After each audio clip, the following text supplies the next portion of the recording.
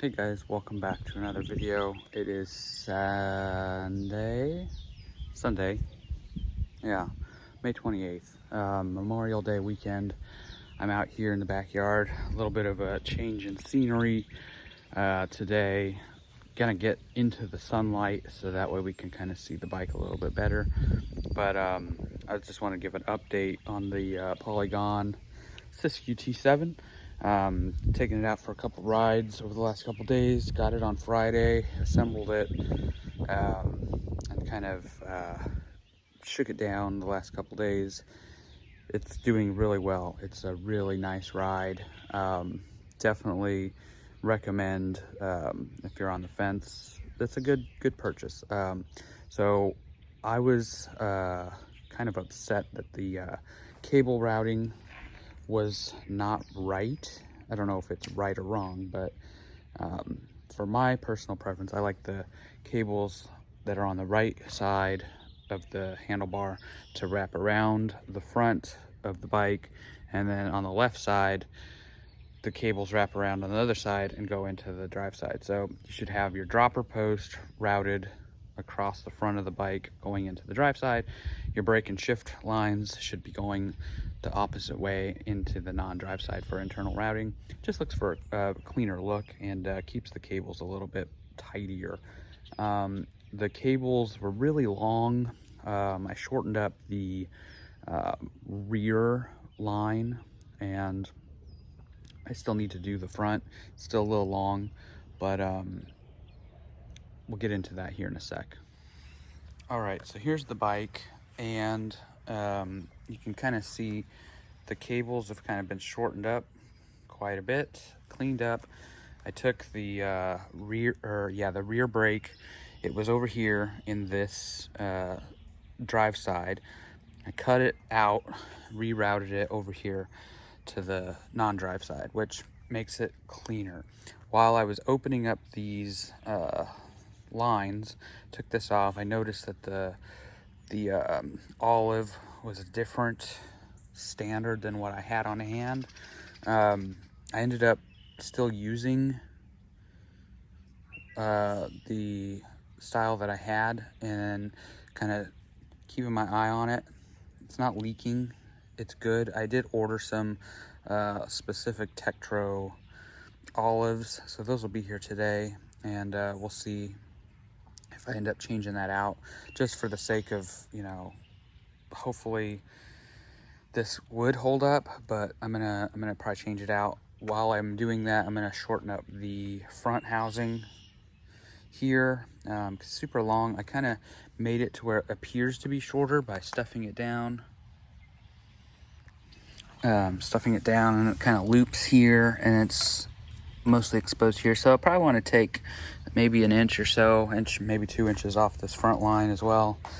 I also want to shorten the cable for the dropper post, because I have mine pretty much all the way slammed, and they give you enough cable line so you can have it up a little bit, but this, for me, this is the right height.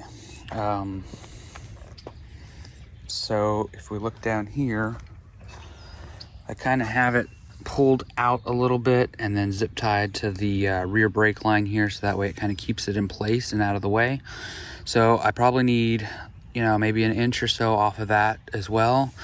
I might do that today. It's a bit of a rainy, kind of overcast day today, so I might not make it out to the trails, but that's kind of what's been going on over the last couple days.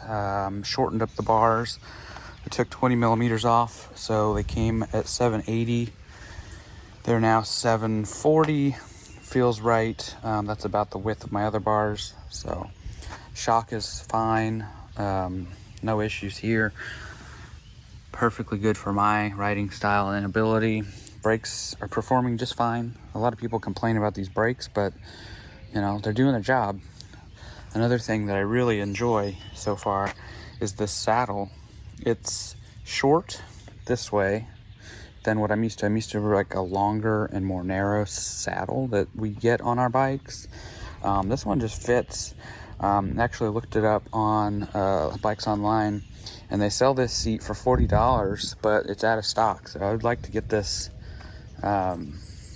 set up, or this seat rather, on my other bike, because it just fits really well. It's nice and short, and it feels nice to ride on.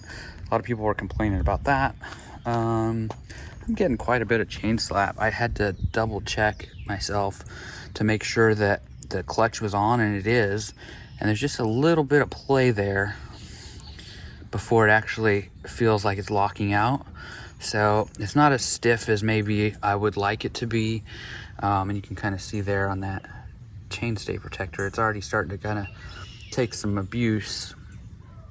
The 32 tooth round chain ring that's on here, I haven't noticed any difference between oval and round. I've been riding ovals for forever, and you know, it kind of was one of those things that I kind of always change out and put an oval 32 tooth on there, but no issues here.